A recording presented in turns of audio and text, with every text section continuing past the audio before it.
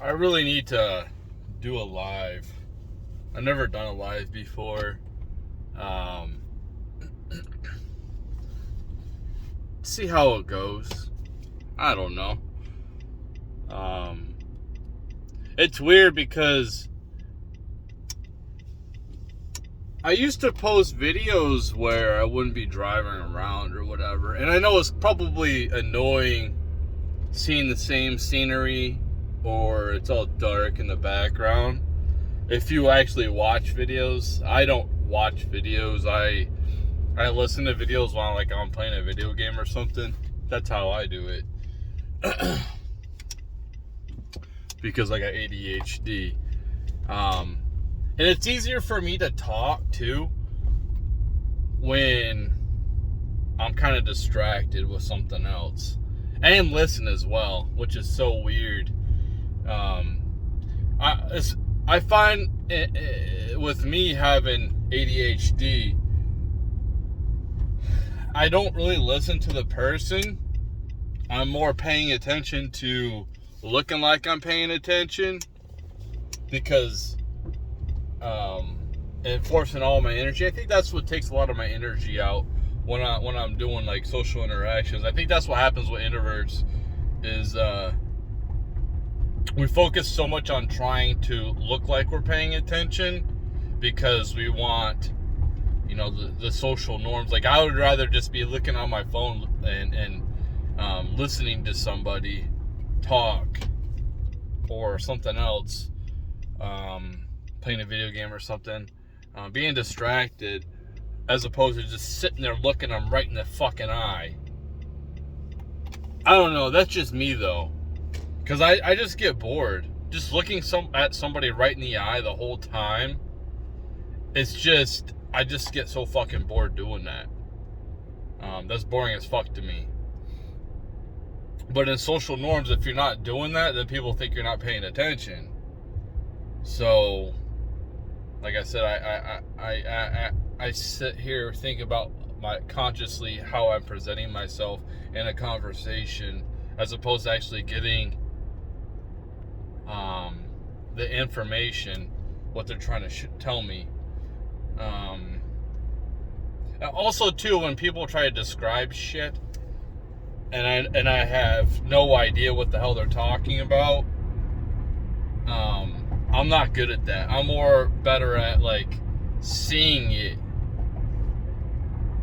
not them describing it with their fucking hands.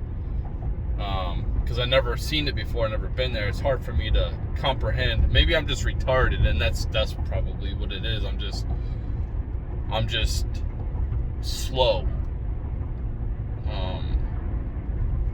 But what I want to talk about in this video is the cycle of and I'm not no psychologist. That's pretty clear. I'm a blue collar worker that has been through trauma in my life, and I've analyzed it and I'm aware, and I really don't need a fucking diploma to tell me that I can do this or that. I can analyze something or connect fucking dots. Most of these psychologists, even one of my favorites, Jordan Peterson, has major fucking problems in their own life. Because we all fucking do. But when you are in a toxic environment as a child, from what I hear is, I think it's 2 to 7 is when kids absorb the most, and that's where they develop their subconsciousness. I think that when you get toxic traits from that, whether it's some type of physical abuse, sexual abuse, you really subconsciously hold on to that. And it could be some kind of spiritual thing, I don't know. Some kind of emotion that you just bury deep and you hold on to it. Whether it's because you're holding onto it for, like, you're putting up a guard so it doesn't happen again from somebody else, or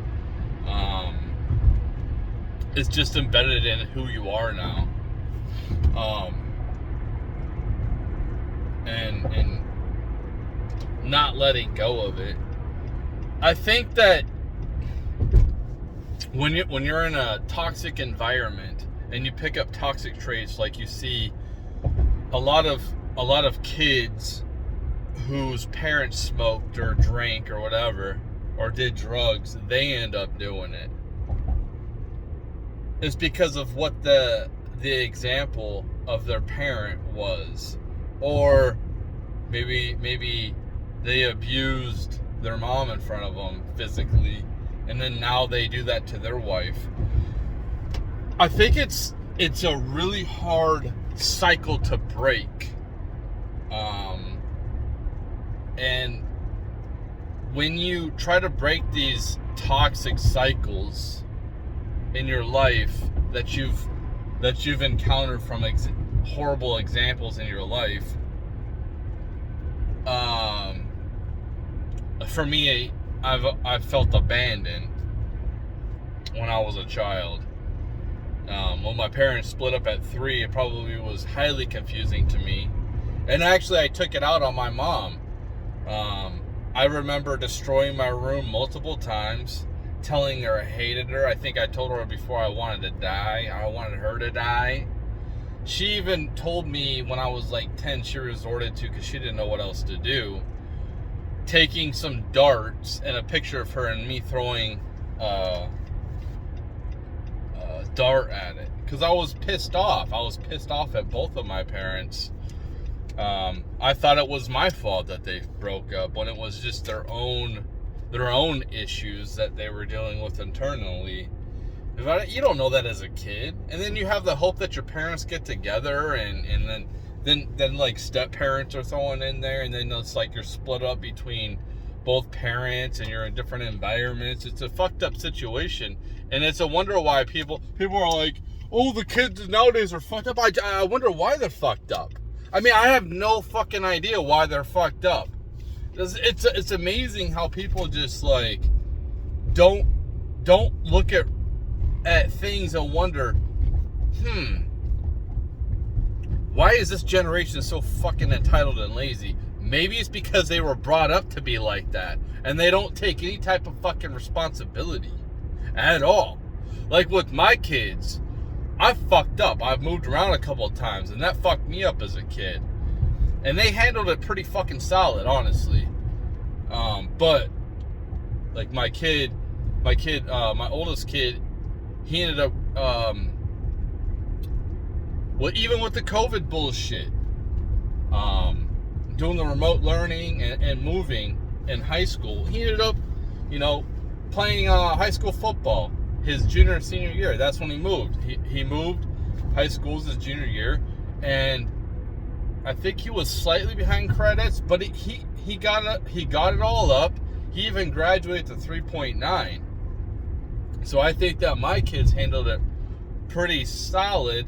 And what I did is I apologized to him. I mean, holy shit. That's a concept, right? Apologizing for your fucking mess-ups, your fucking mishandling of situations as a fucking parent.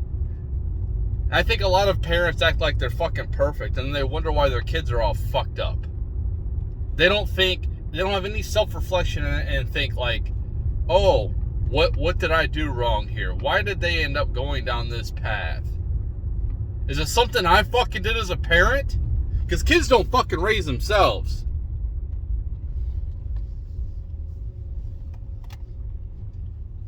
There's no self-reflection. There's no connecting fucking dots. Because most people in America live in a fucking bubble. They live in a sleep. And I told my kids, I apologized to them. And I told them, I said, like, I'm always here for you to get anything off your chest that has, like, set you back as a fucking person because of my mishandlings of shit. For instance, I was with a toxic woman, and she had a toxic childhood. No wonder why she turned out the way she is. And no wonder why half of the females turn out the way they are, and half of the fucking dudes are turning out to be worthless fucking lazy dudes. I don't, you know, I don't. You gotta fucking point to the upbringing where the subconscious was created. And yes, when they become adults after a certain period of time, being out on their own, they can only blame themselves for their current mistakes because they have to wake up. But you fucking set your kids back far.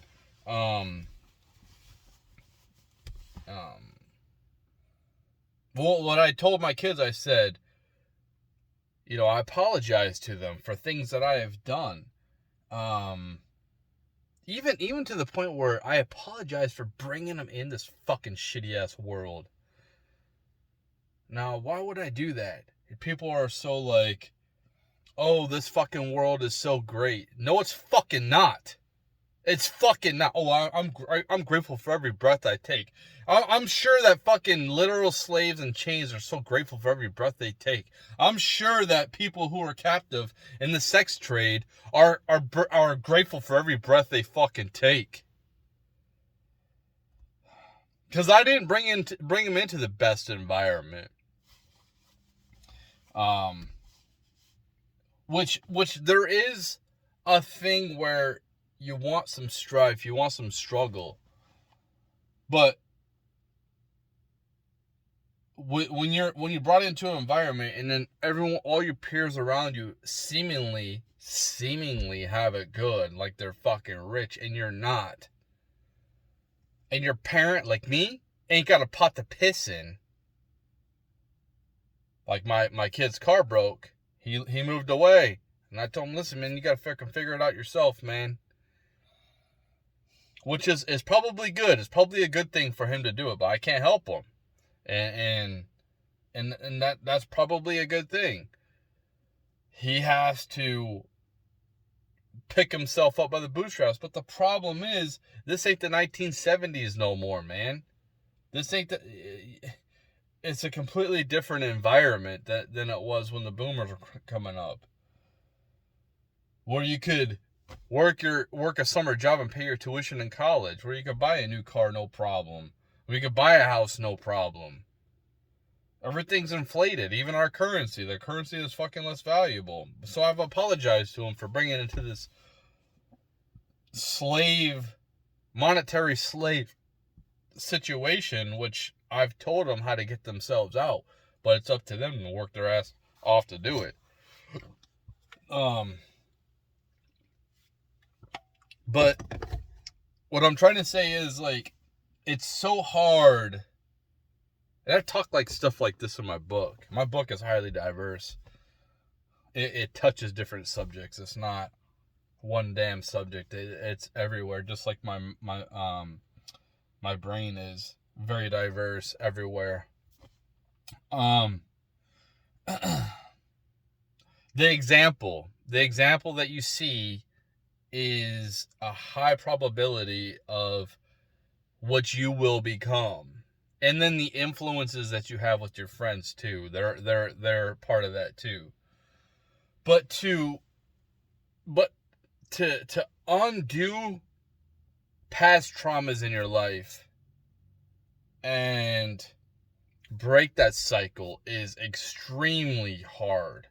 It's really hard because a lot of the times you don't have to deal with it. You can just mask it with some type of vice. And that's what people do, is they mask it with some type of vice. Like becoming an alcoholic. Well, why am I drinking? Why am I an alcoholic now? My parent was an alcoholic. I've seen what it did to them. Maybe they were a gambler. They gambled everything. They lost everything. Maybe they seen their parent going through like 5 divorces, and they're like, why do you keep doing the same thing? It's because it's easier to take that example that you've seen, that's is pretty much embedded in you, and it's so hard to reform your personality, whether it's you eat a lot or whatever. You're dealing with some emotional problem that you're trying to cover up. And for men, we're just supposed to deal with this trauma and keep moving forward, and that's how society wants us to be. Like, because nobody gives a fuck. Like, nobody gives a shit if you die, pretty much. Like, I mean, that's mostly anybody. But if you hear in the news 2 hikers are lost in 2 different separate stories, like a dude hiker gets lost, nobody gives a fuck, really. And if you hear a woman hiker get lost, everyone's like, oh my god. They're more like curious or upset about the woman. It's just how it is. But for a man, we typically are not good socially as much as females are. So we tend to bottle shit up. And now you can use it for motivation. You could. As long as you direct it in a positive manner. You could take negative things that have happened to you and make something positive out of it. But a lot of dudes don't, and they go down a bad path. And that's when you see alcoholics, drug addicts, people who are highly addicted to gambling. They're just masking an emotional problem. Okay, that if that gambler was to